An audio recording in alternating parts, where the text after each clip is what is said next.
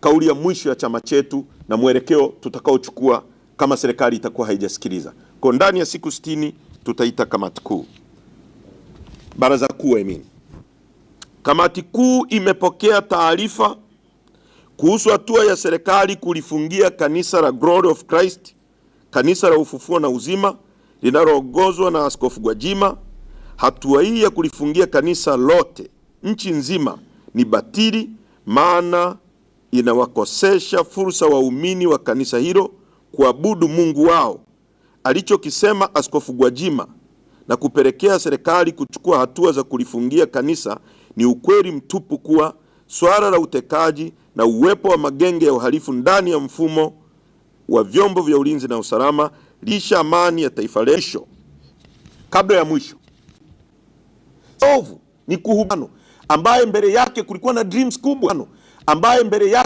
dreams kubwa, Tunazungumza kuhusu Kaswahili, tunazungumza kuhusu Mdude Nyagali, tunazungumza kuhusu Shadrack Chaura, tunazungumza kuhusu hata mjumbe wa mkutano mkuu wa CCM Bwana Daniel Choncholi amechukuliwa, watu wanatekwa.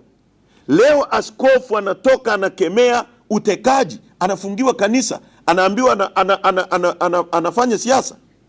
Utekaji sio siasa, utekaji ni uhalifu, ni dhambi. Na viongozi wote wa dini, wale wanaosoma Biblia waelewe, watumishi wa Mungu wakina Abed, Meshach na kina Abednego, wakina Meshach na Abednego walikuwa napinga tawara za kizalimu kama hizi. Ni tawara kabisa zilikuwa za kiserikali. Mitume wengi tu wa Mungu wamesulubiwa kwa kupinga tawara zalimu, na ndio kazi ya hasa ya dini. Alichokifanya Askofu Gwajima ndio kazi hasa ya kujenga waumini kwenda mbinguni kwa kuwafundisha kutenda haki na kutenda wema, kutokuteka watu, kutokuua watu, kutokudhulumu uhai wa watu. Na sisi tunaunga mkono alichokifanya Askofu Gwajima, na tunawasihi viongozi wengine wote wa dini watoke wakemee mambo haya ambayo sio mambo ya mazuri katika nchi yetu. Na sisi hatutanyamazia utekaji, hatutanyamazia uovu wowote katika nchi hii. Na kumbukeni, si kwa nini nyie waandishi tusaidieni kufanya analysis.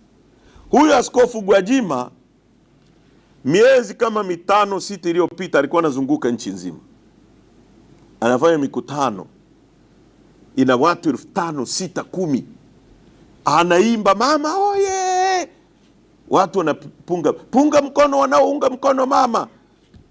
Hapo alikuwa afanyi siasa.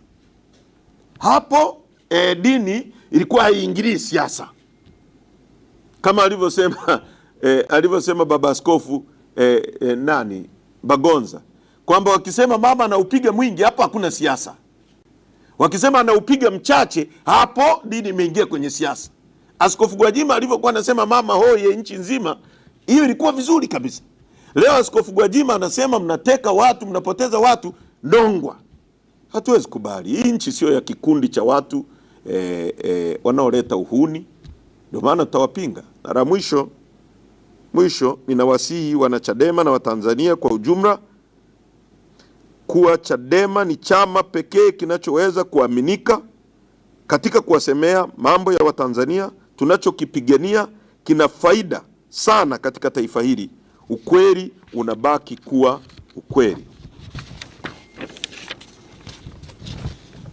Tumekuwa na chaguzi za kihuni, huo ni ukweli.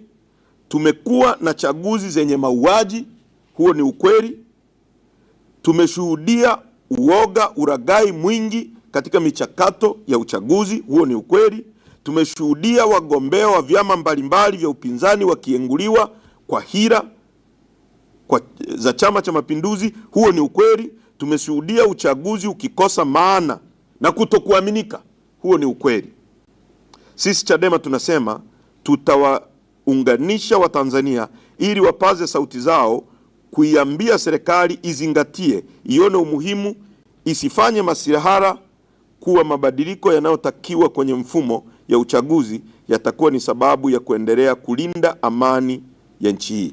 Yaani mabadiliko tunayotaka ni kwa ajili ya kulinda amani ya nchi.